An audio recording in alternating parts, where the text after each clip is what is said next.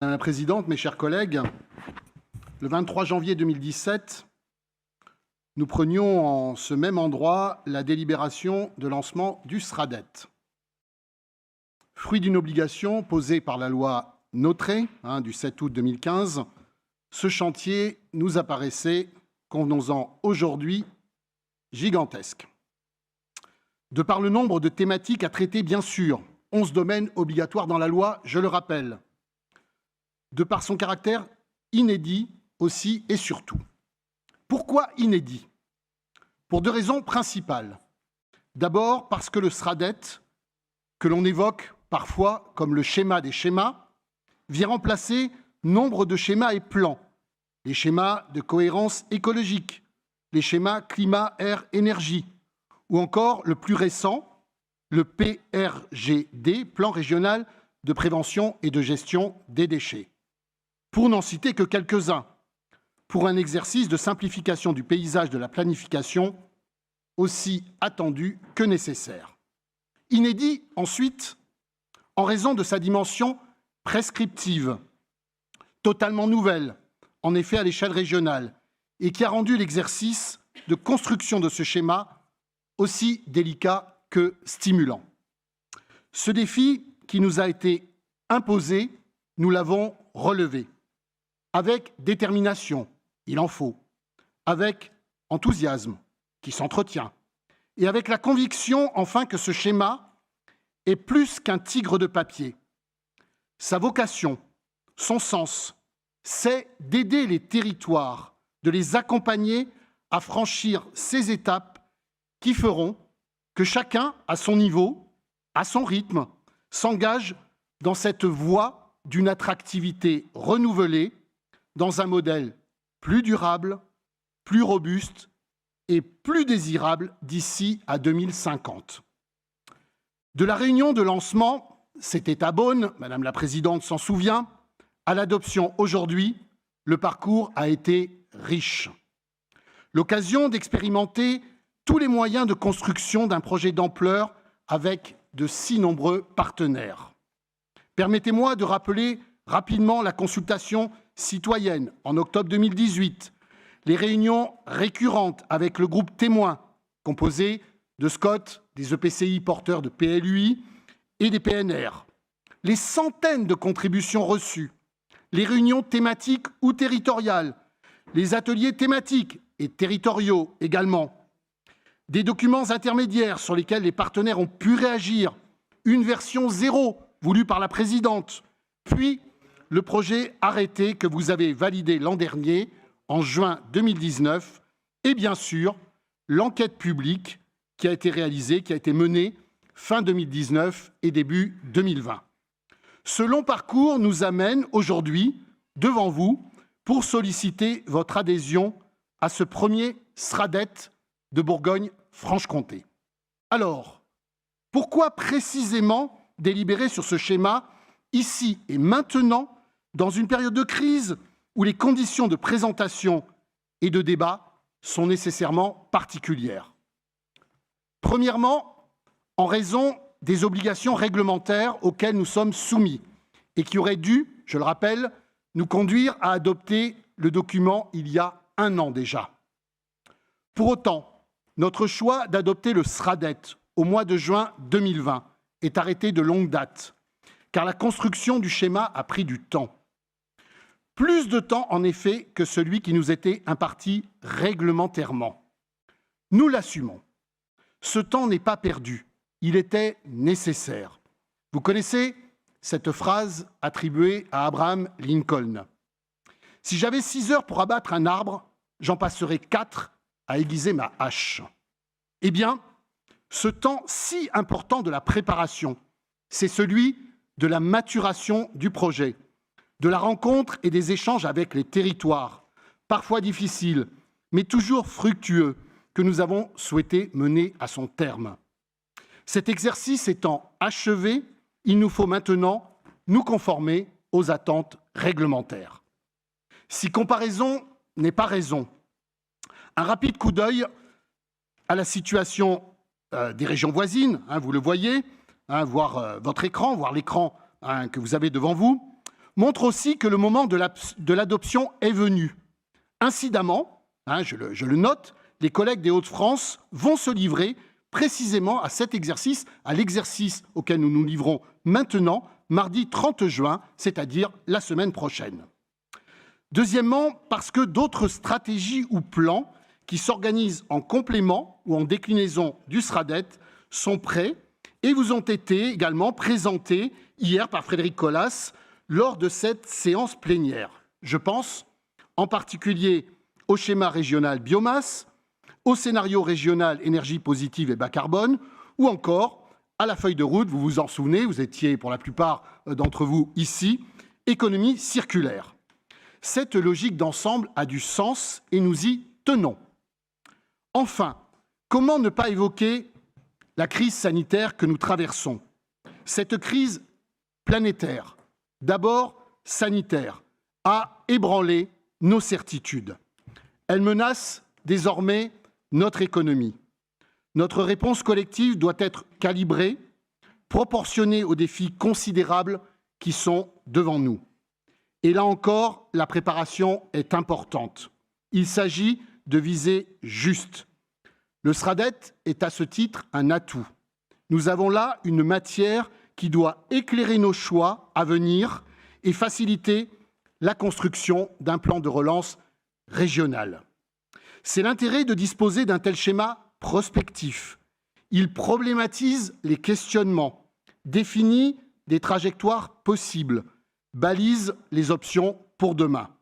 En un mot, il prépare le terrain pour nous aider à fixer et garder un cap malgré les vents contraires. Le moment est donc venu d'adopter ce schéma, vous l'avez compris. Car la crise a en effet éprouvé nos modèles économiques, sociaux et environnementaux. Cette crise, n'en doutons pas, est systémique. Si l'on regarde au-delà des symptômes pour en identifier les causes, et nombre d'études le montrent aujourd'hui, il s'agit bien d'une crise de nos systèmes, de nos modèles de développement. Ne nous trompons pas de combat aujourd'hui. C'est bien aux racines de la crise que nous devons nous attaquer et pas seulement nous attacher à en traiter les effets ou les conséquences. Or, ces modèles qui sont en cause, le SRADET proposait déjà, dans ses versions antérieures, précisément de les renouveler. Que disait le SRADET bien avant la crise sanitaire dans son parti stratégique? L'intention, je cite, et les enjeux sont clairs. Dépasser les modèles actuels peu soutenables au regard des défis qui nous font face pour s'engager résolument dans une trajectoire autorisant pour demain la résilience et l'attractivité des territoires. Eh bien, nous y sommes. Le SRADET pose une première pierre à l'édifice qu'il nous faut construire. Mais bien des options sont là, disponibles, qu'il reste à prioriser et organiser en complément d'autres stratégies et actions publiques. Car au-delà des orientations du SRADET, comme celles que je veux citer ici, garantir la robustesse des territoires, redessiner les modèles existants, avec et pour les citoyens, préparer l'avenir en privilégiant la sobriété et l'économie des ressources, conforter le capital de santé environnementale ou garantir un socle commun de services aux citoyens, qui peuvent certes apparaître comme des slogans, mais ça existe en réalité avec un mode opératoire qui peut permettre de changer la donne, j'y reviendrai. Cette nouvelle donne, c'est d'abord l'abandon d'un modèle de développement unique pour privilégier, partout quand cela est possible, le potentiel et les spécificités des territoires, les logiques de complémentarité et de solidarité. Je veux maintenant évoquer un point que la crise a révélé avec une acuité particulière. Nous mesurions la place qu'occupe le numérique dans nos façons de vivre. Mais nous savons désormais, par expérience, les services que le numérique peut rendre en période de crise. La capacité de travail à distance a constitué un véritable amortisseur de la crise. Elle suscite aujourd'hui des souhaits de relocalisation des emplois et des habitants. Là encore, on ne peut que se féliciter d'avoir perçu et intégré ses potentiels dans le SRADET. Le choix de la région, en accord avec Patrick Molinoz, d'ajouter aux 11 thématiques obligatoires du SRADET le numérique, c'est-à-dire l'ASCORAN, en tant que pourvoyeur de services publics essentiels, comme la télémédecine, prend aujourd'hui tout son sens. Mais le chemin est encore long. Ce changement de modèle de développement régional, il ne suffit pas de le décréter. Jean Monnet disait que les hommes n'acceptent le changement que dans la nécessité et ils ne voient la nécessité que dans la crise. Eh bien, gageons avec lui que si la crise de la Covid-19 doit nous servir à quelque chose, c'est peut-être d'avoir le courage de proposer une autre voie. Cette autre voie, qui doit nécessairement servir l'attractivité de la Bourgogne-Franche-Comté, passe, j'en suis, en ce qui me concerne, vraiment convaincu, par les transitions écologiques, énergétiques et numériques. Qu'à l'origine de cette crise sanitaire ou des précédentes qui avaient épargné l'Europe, il s'agisse de pangolins, de civettes ou de chauves-souris, au fond, peu importe. Cela traduit simplement que la pression de l'homme sur la nature, sur l'environnement, sur ce qui participe à l'équilibre sanitaire de nos territoires, l'eau, l'air, le sol, la biodiversité, est en cause. Que l'hypermobilité, que la localisation des chaînes de production, entre autres, pose aujourd'hui des problèmes que nous devons résoudre. Pour autant, la transition n'est pas de nature confortable. On quitte, à regret ou par obligation, une zone de confort pour un horizon souvent lointain et incertain. Mais aujourd'hui, la question, me semble-t-il, n'est plus de savoir si les transitions sont une option, mais plutôt à quel rythme elles sont conduites et quels objectifs rassembleurs leur sont donnés. Le rythme et les objectifs sont énoncés par le SRADET. Prenons un exemple qui résonne aujourd'hui bien différemment qu'hier. Avec ses objectifs et ses règles, et dans son champ de compétences, le SRADET cherche à garantir des biens communs, à les pérenniser. Je pense au sol, bien sûr, à l'eau, aux services dont il faut définir, avec et pour les territoires, le socle commun de base. Il s'agit donc désormais de s'engager avec détermination dans cette voie, en faisant en sorte de dépasser les approches court-termistes pour dessiner un projet régional, durable et désirable. Ce projet de SRADET a évolué grâce à vous, grâce aux contributions du processus consultatif et participatif. Je veux revenir sur ces évolutions entre le projet que je vous ai présenté en juin 2019 et celui que je vous propose d'adopter aujourd'hui. Sachez tout d'abord que ces évolutions sont dues uniquement au processus consultatif qui a suivi l'arrêt du projet, comme le prévoit la réglementation. Nous avons donc tenu compte des avis des personnes publiques associées, la métropole, les SCOT, les EPCI compétents en matière de PLUI, de la CTAP, lors d'un débat, plusieurs s'en souviennent ici, organisé le 7 octobre 2019, du Césaire, de l'État, de l'autorité environnementale et enfin, bien sûr, des conclusions de l'enquête publique plus récente. Ces contributions riches, argumentées souvent, contradictoires entre elles parfois, nous ont donné l'occasion de revisiter le projet. Deux principes ont guidé notre travail d'ajustement, celui de la pédagogie et celui de l'opérationnalité. Expliquer les enjeux, les objectifs et les règles pour en faciliter l'appropriation. Produire des règles générales au plus près des compétences de ceux qui doivent désormais s'en saisir. Nous ne sommes évidemment pas d'accord sur tout, je le sais bien. Nous l'assumons. Mais je veux ici vous assurer de notre volonté d'écouter et de prendre en compte au mieux les différents avis. Quelques exemples pour l'illustrer. La carte, on nous l'a dit, était à retravailler. Nous l'avons fait. Mieux valoriser les relations au territoire extérieur de la région. Je pense à la Nièvre, avec Auvergne-Rhône-Alpes ou l'Île-de-France, aux relations de différents territoires avec la Suisse. Territoire byzantin, nous l'avez dit avec insistance, nous l'avons fait. Mieux travailler l'équilibre entre l'Est et l'Ouest de la région, nous l'avons fait. Sur les règles, nous avons été alertés sur des questions juridiques, de compétences des uns et des autres à s'en saisir.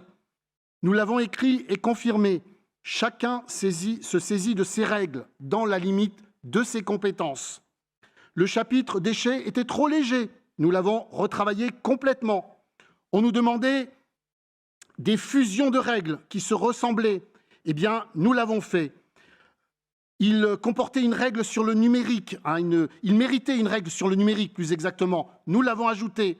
La règle sur la trajectoire énergétique des documents d'urbanisme était confuse et difficilement appropriable.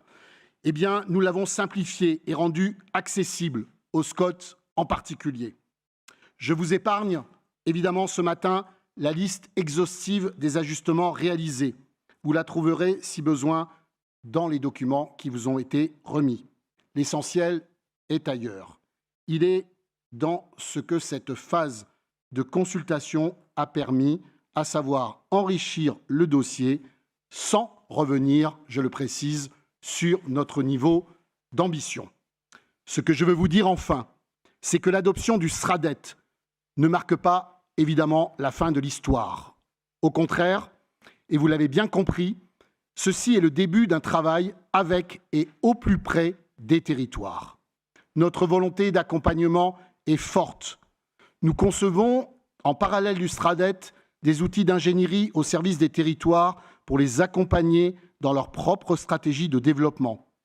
Un outil, notamment, ici 2050, sera bientôt proposé pour permettre aux collectivités qui le souhaitent de bénéficier des données stratégiques les plus à jour à l'échelle de leur territoire.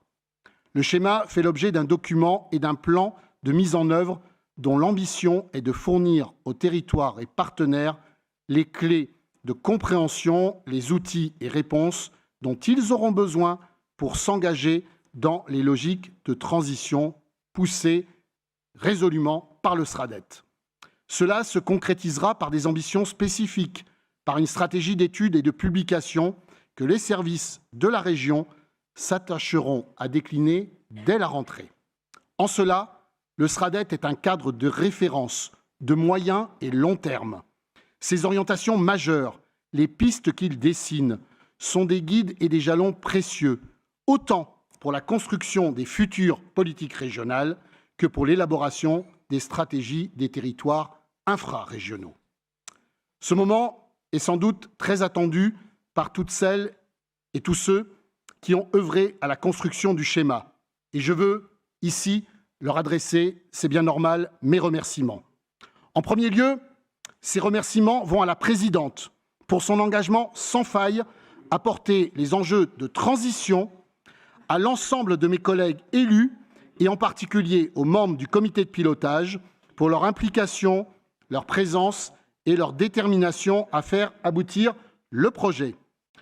Je salue ici tout particulièrement Frédéric Collat, VP à l'environnement et à la transition énergétique, Michel Neugnot, VP chargé des mobilités, et je n'oublie pas, même s'il n'est pas présent dans la salle, José Almeida, conseiller régional délégué à la prospective.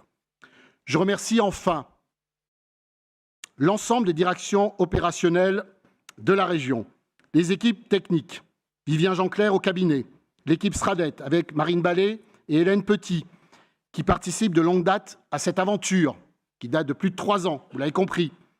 Mathilde Bozonnet et Constance Aupetit, plus récemment venues épauler l'équipe sous la direction d'Olivier Ritz, directeur général adjoint des services, de Philippe Latour, directeur de la prospective et des démarches partenariales, et l'animation de Gilles Lemaire, chef de projet SRADET et véritable plaque tournante, je veux le souligner, du travail présenté ce matin. Je vous remercie.